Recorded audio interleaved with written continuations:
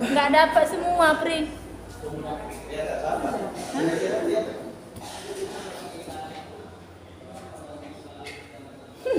Nggak dapat semua.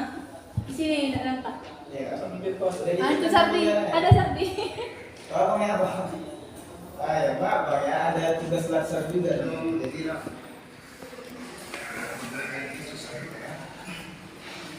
ini kita sedikit ada materi, Bang. Sebelumnya, bismillahirrahmanirrahim. Assalamualaikum warahmatullahi wabarakatuh. Waalaikumsalam. Alhamdulillahirabbil alamin. Wassalatu wassalamu ala sayyidina Muhammadin wa ala alihi wa sahbihi ajma'in. Subhanaka la ilma lana illa ma 'allamtana innaka antal alimul hakim. Rabbi shrah li sadri wa yassir li amri wahlul 'uqdatam min lisani yafqahu qawli. Yang pertama sekali mari kita bersyukur kepada Allah Subhanahu wa taala atas nikmat sehingga kita bisa berhadir di kantor perusahaan Jaman ini dalam rangka melaksanakan mimpi.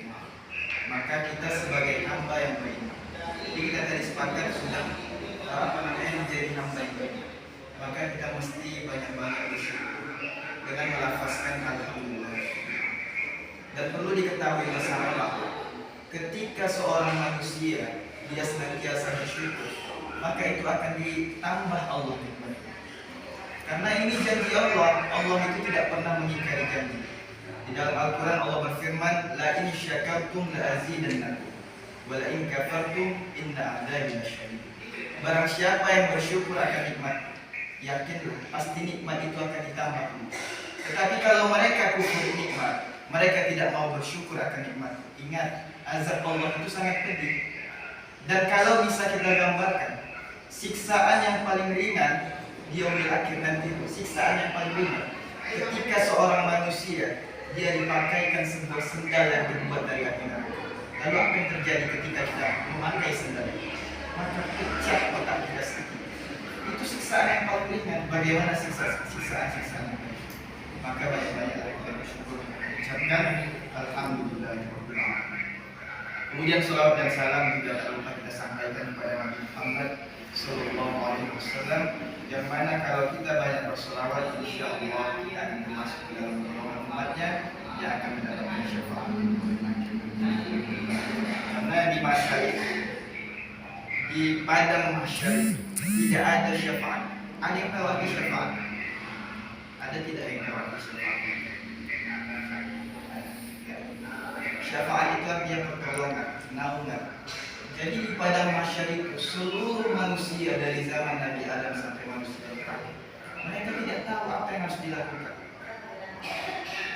Panasnya matahari luar biasa. Jadi tidak ada naungan, tidak ada syafaat kecuali syafaatnya Nabi Muhammad SAW. Jadi kalau kita senantiasa berselawat, Allahumma shalli ala sayyidina Muhammad wa ala ali sayyidina Muhammad, insyaallah kita akan mendapat naungan di yaumil akhir. Dan banyak faedah-faedah syafaat ini. Apa selawat ini mudah rezeki kita, segala urusan kita dengan cara saya termasuk apa? Minimal 100 selawat bisa kita makan. Kita tanamkan di dalam hati kita berselawat 100 kali. Ada satu amalan gimana caranya supaya rezeki kita mudah. Kata bahasanya, jadi setelah sholat subuh, ketika kita zikir, habis itu kita berselawat. Innallaha wa malaikatahu yusholluna 'alan nabi ya ayyuhalladzina amanu shollu 'alaihi wa sallimu taslima. Kemudian kita hitung sebanyak 100 kali. Allahumma sholli 'alaihi, Allahumma sholli 'alaihi, Allahumma sholli 'alaihi, Allahumma sholli 'alaihi, Allahumma sholli 'alaihi, sampai 100 kali. Dan setelah maghrib nanti begitu juga 100 kali. Insyaallah semua yang kita inginkan akan dipenuhi. Yakin? Karena kita umat Islam ini modal yakin langsung dikasih Allah. Modal yakin. Dan ingat, salah satu ibadah yang tidak ditolak, kalau sholat kita berpeluang untuk ditolak. Mungkin duduk kita nggak sholat, atau bahkan ketika sholat kita menghayal, sehingga Allah tidak menerima sholat kita. Tetapi sholawat, mau kita mau apa namanya membacanya dalam keadaan bermain tetap diterima Allah. Jadi ada satu artis di Mesir, dia memerankan siapa namanya? Ada satu wanita yang dia senantiasa bersolat, diperankannya wanita, padahal dia pemakaiannya seksi. Dia biasa, artis biasa kan, seksi. Tetapi begitu dia memerankan peran si wanita yang solehah ini, berubah dia seperti itu. Luar biasa sholat. Karena sholawat adalah satu-satunya ibadah yang tidak ditolak oleh Allah Subhanahu. Maka banyak sholawat. Allahumma sholli ala sayyidina Muhammad wa ala alihi. Teman-teman yang tidak boleh dimasuk. Kalau tetangga itu ada yang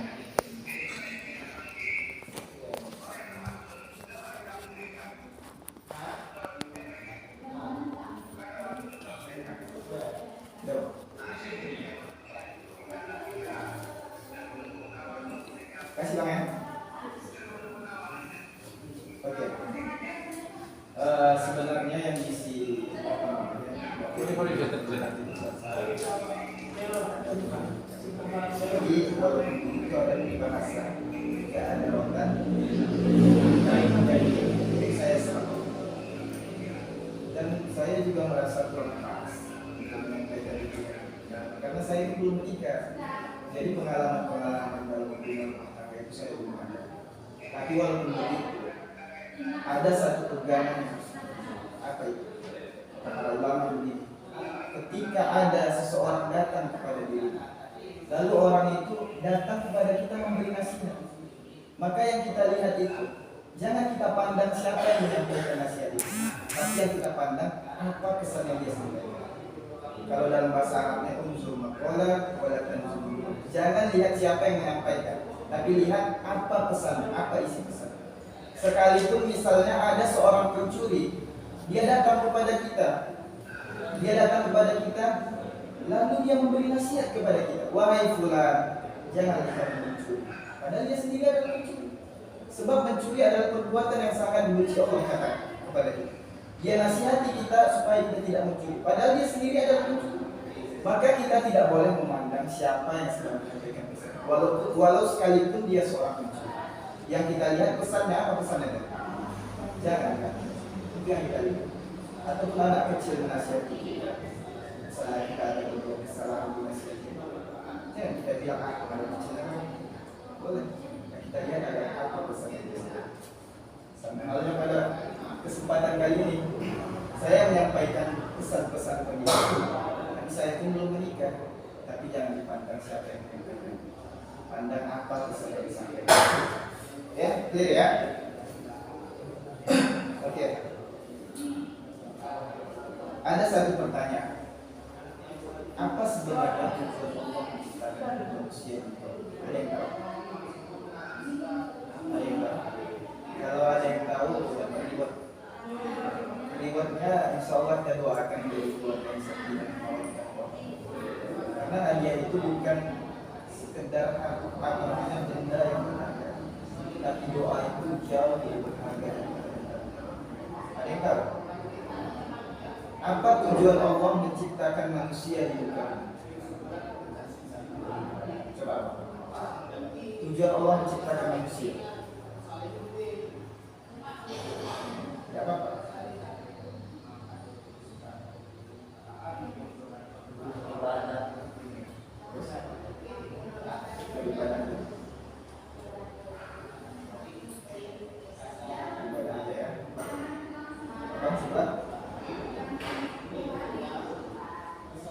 Tujuan Allah menciptakan manusia di dunia.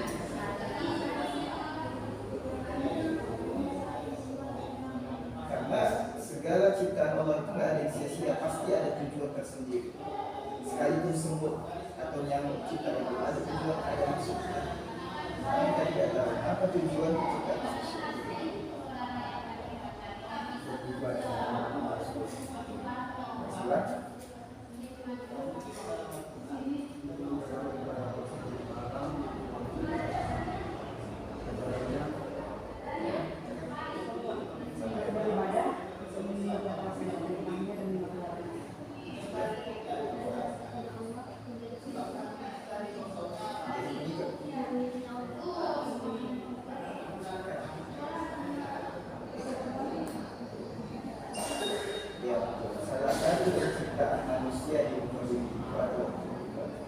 Allah Subhanahu wa taala berfirman, "Wa ma khalaqtul jinna wal insa illa liya'budun."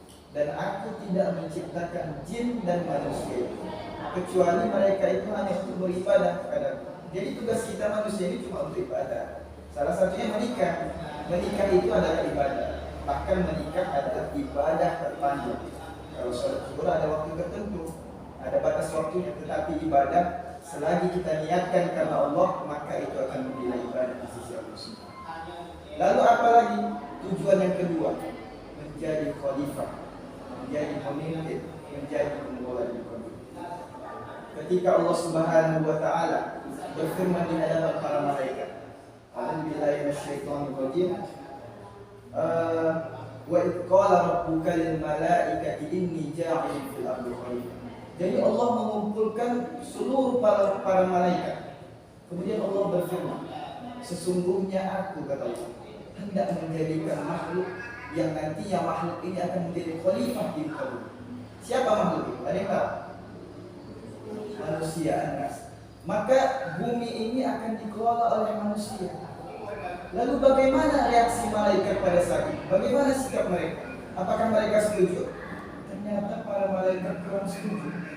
Apa kata para malaikat?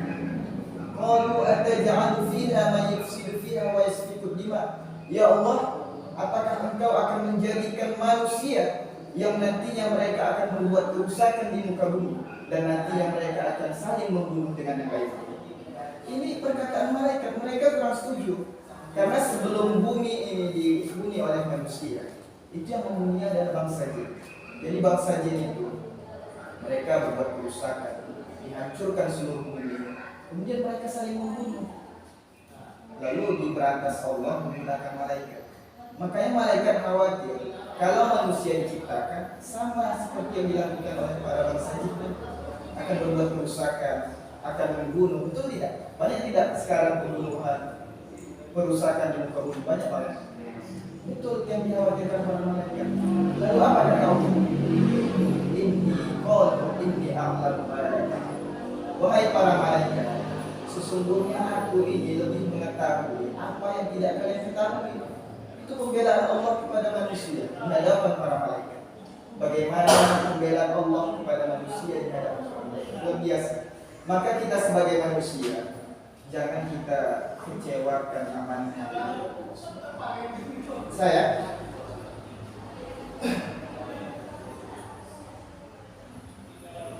Kita lihat khalifah, kita menjadi khalifah. Lantas salah satu program dari pemeliharaan manusia di muka bumi ini adalah membentuk keluarga. Jadi jangan dilanjutkan dengan sesama. Banyak kalian di komputer, laki-laki sama laki-laki, artis Korea sama artis Korea laki-laki. Banyak pula yang berpensiun. Luar biasa. Ini adalah kesalahan. Makanya Islam mengajarkan, di dalam Islam itu mengajarkan bahwa berkeluarga itu adalah salah satu sarana. Jadi keluarga itu adalah salah satu sarana untuk menghormati, menjaga martabat manusia itu sendiri. Jadi di dalam Islam menolak praktik-praktik berkeluarga yang menistakan kehormatan manusia, sebagaimana yang dilakukan masyarakat Arab prajahiliyah. Jadi dulu sebelum Islam datang di bangsa Arab itu luar biasa buruknya akhlak mereka, sampai-sampai mereka dikasih label jahiliyah. Ada yang tahu jahiliyah? Bodoh. Pertanyaannya, apakah mereka bodoh dalam segi ilmu pengetahuan? Tidak, mereka pintar dalam ilmu berdagang, ilmu strategi perang, tetapi akhlak mereka yang bodoh. Sampai-sampai dilabeli Nabi sebagai masyarakat jahiliyah. Jadi bangsa Arab dulu sebelum Islam datang, kalau ada anak perempuan lahir dari mereka, maka mereka akan menguburnya hidup-hidup. Karena anak perempuan itu adalah aib bagi mereka. Salah satunya pernah dilakukan sahabat Nabi sebelum memeluk Islam, yaitu Umar bin Khattab. Dia pernah mengubur anaknya yang perempuan itu. Luar biasa. Kemudian apa lagi? Seorang istri bisa dijadikan warisan kepada anak, bisa diberikan hadiah kepada kerabat laki-laki. bayangkan buruknya akhlak bangsa Arab pada saat itu. Kemudian apalagi banyaknya kekerasan di dalam rumah tangga. Ini adalah akhlak yang ditolak oleh Islam. Tapi sayangnya pada saat ini, pada saat sekarang ini, banyak kita lihat kejadian-kejadian seperti ini. Berapa banyak seorang ibu yang mencampakkan anaknya ke tong sampah. Baru lahir anak itu dicampakkan ke dalam tong sampah. Berapa banyak seorang ibu yang memasukkan anaknya ke dalam karung kemudian dicampakkan ke aliran sungai. Berapa banyak suami yang membunuh istrinya, atau bahkan sebaliknya istri yang membunuh suaminya, diracuni ya suaminya. Banyaknya suami yang melakukan kekerasan di dalam rumah. Banyak juga kita lihat di dunia. Jadi akhlak bangsa Arab itu kembali terjadi pada saat ini. Mengapa itu terjadi? Karena mereka tidak memahami konsep berkeluarga. Mereka lupa apa tujuan mereka hidup di muka bumi ini. Mereka menganggap bahwa kehidupan di dunia ini akan selamanya. Padahal salah, bumi ini tempat kita untuk beramal soleh.